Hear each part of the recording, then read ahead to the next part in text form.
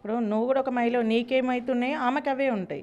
ఆమె ఫలాలు ఏంటివి, ఎట్లుంటాయి చూపించగలుగుతావా? అనసూయ మాట్లాడింది 100% తప్పని మాత్రం నేను చెప్తా. ఇంకొక విషయం ఏంటంటే, తప్పు చేసి ఇప్పుడు సారీ అని చెప్తున్నారు.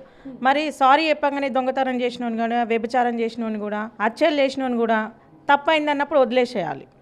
మరి ఇవన్నీ కోర్టులు, ఇవన్నీ జైలు, ఇవన్నీ అవసరం లేదు. నువ్వు ఒక మహిళ అయ్యిండి ఇంకొక మహిళ గురించి ఎట్లా మాట్లాడతావు? ఆమె ఇంకొక హీరోని, నువ్వన్న ఒక యాంకర్వి, ఆఫ్టర్ ఆల్ యాంకర్వి. ఆమె గురించి అట్లా మాట్లాడే రైట్ నీకు ఎవరిచ్చారు? ఇప్పుడు నువ్వు కూడా ఒక మహిళ, నీకేమవుతున్నాయో ఆమెకు అవే ఉంటాయి. ఆమె ఫలాలు ఏంటివి, ఎట్లుంటాయి చూపించగలుగుతావా? సారీ, నువ్వు అసలు సారీ చెప్పలేదమ్మా. 100% నేను చెప్తా, ఆమె సారీ మాత్రం చెప్పలేదు, వెట్టకారంగా చెప్పింది. ఎందుకంటే ప్రపంచంలో ఇప్పటికే నా మీద కాంట్రవర్సీ నడుస్తుంది, ఇది ఒకటి జరుగుతుందన్న ఉద్దేశంతో జస్ట్ అమ్మ పెట్టింది. రాశి గారు తెలీదా? మరి డైరెక్ట్ పోయి చెప్పొచ్చు కదా, మేడం నేను తప్పు చేసిన, సారీ మిస్టేక్ అయ్యిందని డైరెక్ట్ వెళ్ళి చెప్పు. చెప్పనిక నీకు హక్కు లేదు, చెప్పనిక నీకు మొహం లేదు. కాబట్టి ఏదో ఒక పోస్ట్ పెడితే అయిపోతుంది. నువ్వు పెట్టే పోస్టులకి, నువ్వు పెట్టే వీడియోలకి బయట అందరూ కొట్టుకొచ్చేస్తున్నారు. నువ్వేం మంచిగా గోవా పోయి గంజాయి తాగుకుంటే ఎంజాయ్ చేసినట్టు నువ్వేమో ఎంజాయ్ చేస్తున్నావు.